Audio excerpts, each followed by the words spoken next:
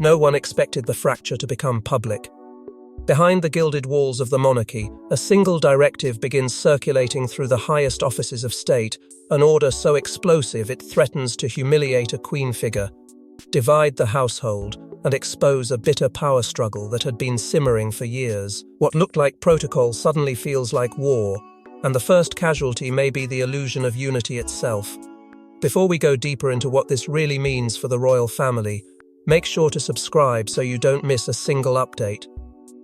At first, the paper did not look dangerous. It carried the same formal language, the same polished restraint, the same cold authority that had defined palace communication for generations. But hidden inside its phrasing was something devastating, something no courtier could mistake once they read it closely. The heir had issued a directive that did more than revise a title. It redrew a line of respect. It signalled, with chilling precision, that the queen figure's place inside the monarchy was no longer untouchable. In a family where every word had weight and every omission could wound, this was not administration. This was an act of control, sharpened into policy. The shock inside the palace was immediate, but the panic was quieter, more dangerous. Senior aides did not raise their voices, they lowered them. Doors were closed more carefully. Calls were made from private corridors rather than main offices. Those who had spent years protecting the appearance of unity suddenly found themselves staring at a crisis they could neither soften nor explain away. Because this was not a leaked argument, not a careless remark, not an overheard insult. This was official, stamped, circulated, real, and with every minute that passed, the meaning sank deeper into the institution's bones. The heir was no longer merely waiting for power. He was beginning to exercise it. What made the order even more explosive was the fact that it touched a nerve far older than the document itself. Resentment had not appeared overnight. It had lived in pauses, in restrained smiles, in the careful choreography of family appearances where tension was disguised as duty. For years there had been whispers that old loyalties had never fully healed, that certain wounds had been buried beneath ceremony rather than forgiven. The queen figure had long believed that time, discipline, and unwavering public service would eventually silence the doubts surrounding her place in the royal structure. But this decree suggested the opposite. It suggested that the silence had never been acceptance. It had only been delay. For the queen figure, the humiliation was not simply political. It was intimate. Those closest to her could see it in the stunned disbelief that followed the news, in the private disbelief of someone who suddenly realizes that survival was never the same as belonging. She had endured scrutiny, judgment, whispered criticism, and years of emotional distance, all under the assumption that endurance itself would one day become legitimacy. Instead, the order struck at the very thing she had fought to secure recognition, and that made the blow unbearable, because it did not come from the public, or from hostile press, or from distant critics. It came from within the family itself, from the very future of the crown. That was why the document sent such tremors through the household. It was not just about a title on a page, it was about legacy, about who gets to define the monarchy's moral center, about whether history belongs to those who endured it or those determined to rewrite it. The heir's decision carried the force of something deeply personal, yet it landed with institutional consequences, exposing a battle over legitimacy and control that had clearly been brewing beneath years of carefully managed appearances. Suddenly, the palace was no longer guarding tradition. It was bracing for confrontation, because everyone could feel the same terrifying truth. Once a family begins stripping meaning from names, it is only a matter of time before it starts stripping power from people. But orders like this are never born in a vacuum, and to understand why the palace trembled, we have to go back to the silent tensions that made this confrontation inevitable. For years, the cameras captured polite smiles, carefully staged appearances, and the performance of family harmony. But beneath every handshake and every balcony moment, there were whispers of unresolved bitterness, competing loyalties, and a deep unease over who truly belonged at the center of the crown's future. The public saw grace. Insiders saw a clock ticking toward collision. Long before the directive surfaced, the fracture had already taken root in quieter ways.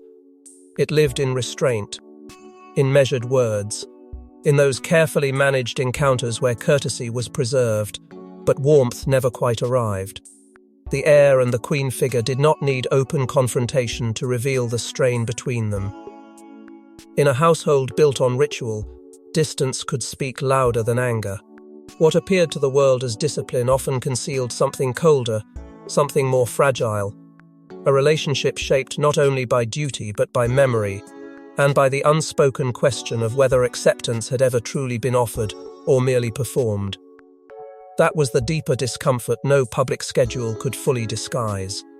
Protocol gave everyone their place, but it could not force ease where trust had never fully settled. Each ceremonial appearance seemed to reassure the public that the monarchy had steadied itself, that old wounds had been absorbed into the institution and transformed into something dignified. Yet inside palace walls, the emotional arithmetic was far more complicated. Every gesture of inclusion carried the possibility of doubt. Every sign of respect could be interpreted as obligation rather than sincerity.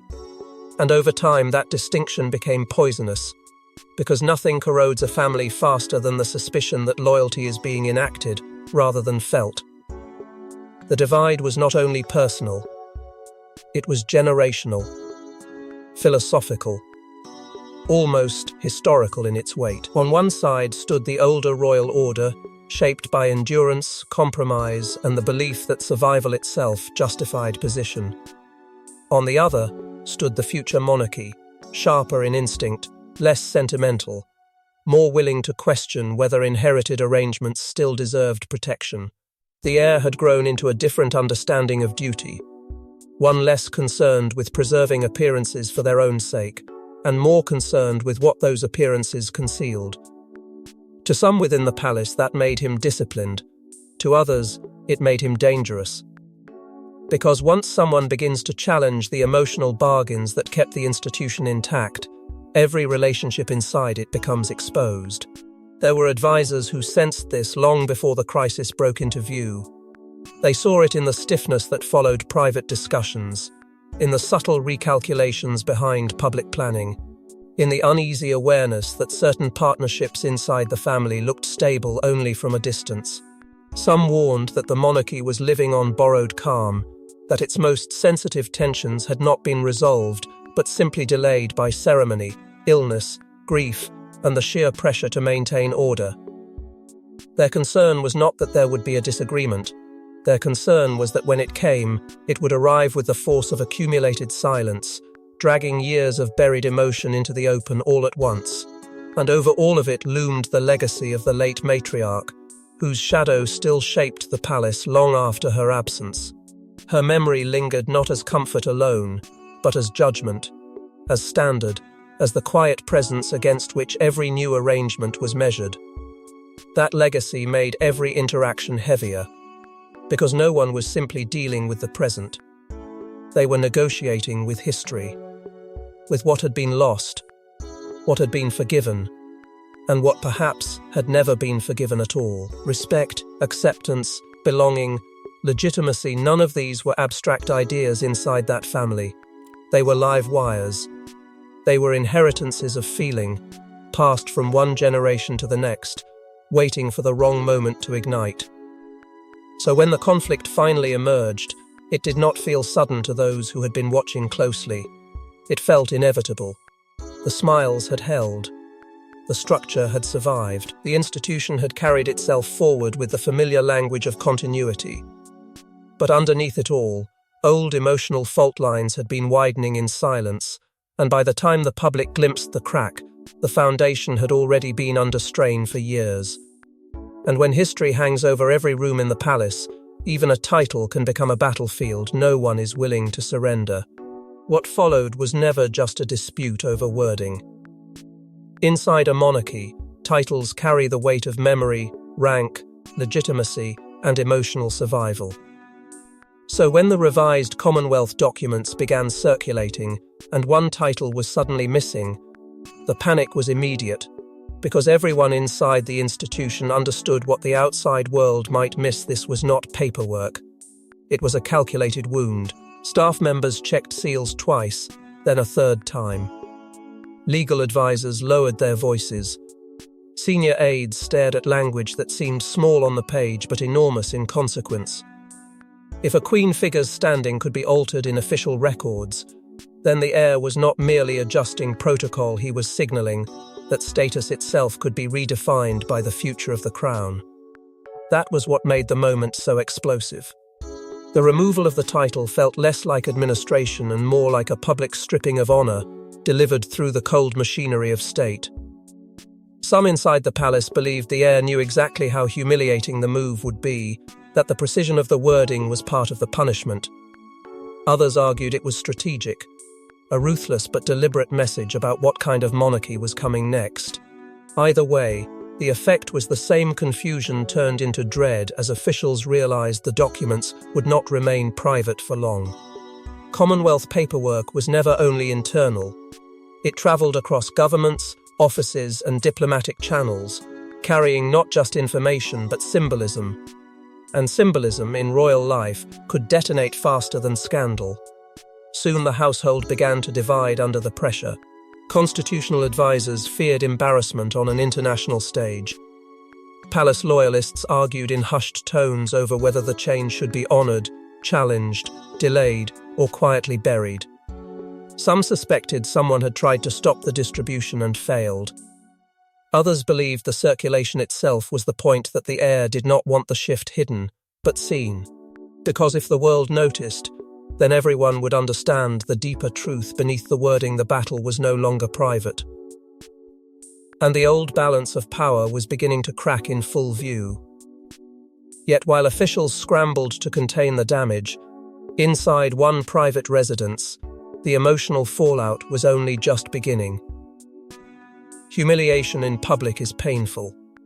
Humiliation in silence is devastating. By the time the altered documents reached the queen figure's inner circle, the damage had already moved beyond protocol and into something far more personal. What others tried to describe as procedure, she felt as betrayal.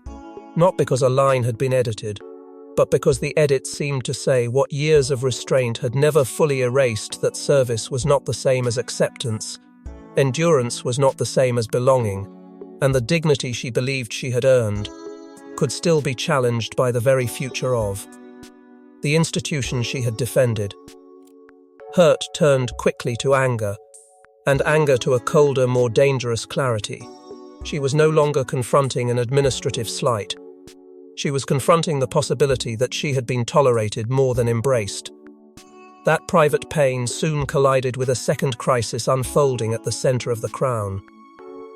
The king figure found himself trapped between two loyalties that could not be reconciled without cost: the woman beside him, wounded and furious, and the heir before him, determined and unapologetic. Advisors pressed for calm, for silence, for delay, warning that any visible fracture could damage the monarchy beyond repair. But silence was no refuge anymore. It began to look like permission to one side and abandonment to the other. The queen figure's loyalists urged quiet resistance. The heir's defenders insisted the future could not be governed by old emotional bargains. And at the center stood a sovereign who may or may not have known how far things would go, yet now had to bear the weight of every suspicion, every grievance, every unspoken accusation gathering around him. That was the true tragedy of the moment. No decision could heal the family. Every option threatened to wound it further. To defend his wife risked weakening the authority of the heir. To stand with the heir risked humiliating the woman who had stood through years of storm. To remain still risked proving that the monarchy's famed stability was, in truth, a fragile performance held together by delay and denial. What had begun as a dispute over status was now exposing something much darker, not simply conflict between individuals, but the terrifying vulnerability of an institution that could command global respect while failing to contain its own heartbreak. And once emotion entered the equation, the crisis could no longer be contained as a technical dispute. It became a family rupture, with a monarch trapped in the middle, just as the wider palace began to divide around them. Once insiders understood that the conflict would not disappear behind protocol or polished silence, the institution did what it has always done when pressure becomes unbearable: it split. Not with shouting, not with dramatic ultimatums, but with whispers, loyalties, and quiet calculations. Old loyalists closed ranks around the Queen figure, seeing in her humiliation not merely a personal insult, but an assault on continuity itself. Rising advisors and future-facing power brokers moved toward the heir, convinced that his decision, however ruthless, revealed the steel they believed the next era of monarchy would require. And so what began as a dispute over one title hardened into something far more dangerous, a struggle between inheritance and reinvention, between those desperate to preserve the emotional bargains of the past and those willing to sever them in order to control the future. From that moment on, neutrality became almost impossible. Every silence was interpreted. Every delay was judged. Leaks and private briefings began shaping the story before any formal explanation could contain it, and the battle inside the palace started spilling into the wider imagination of the public. Some saw the heir's move as cruel, cold, and needlessly humiliating.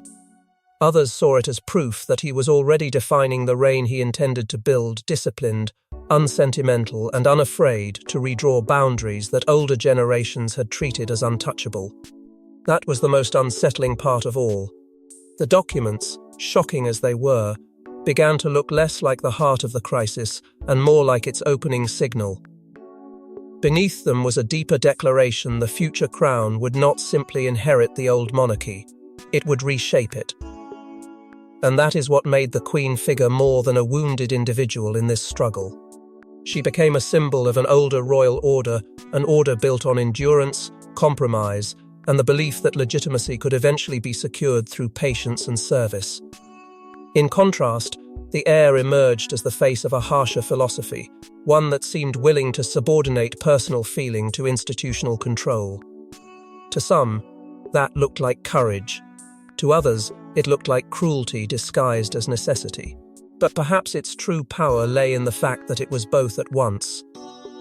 Because the most consequential royal decisions are rarely pure. They are born from grievance, sharpened by principle, and justified in the language of reform. By the end, it was no longer possible to ask whether this had been only about one Queen figure being diminished. The final question was far more unsettling. Was this the first unmistakable glimpse of the monarchy William intended to build? And if so, what else might be stripped away in the name of protecting it? That is why the emotional wreckage of this confrontation could not be measured in titles alone. For one side, there was victory edged with isolation. For the other, there was defeat wrapped in dignity and pain. And for the monarchy itself, there was a new and irreversible uncertainty. Because once a future king shows he is willing to wound the old order before he even inherits the throne, the entire institution begins to tremble under the weight of what comes next. In royal history, the moments that begin with a single erased word often end by rewriting the entire story of the crown. Thanks for watching. Please don't forget to like and subscribe, and we will see you in next one.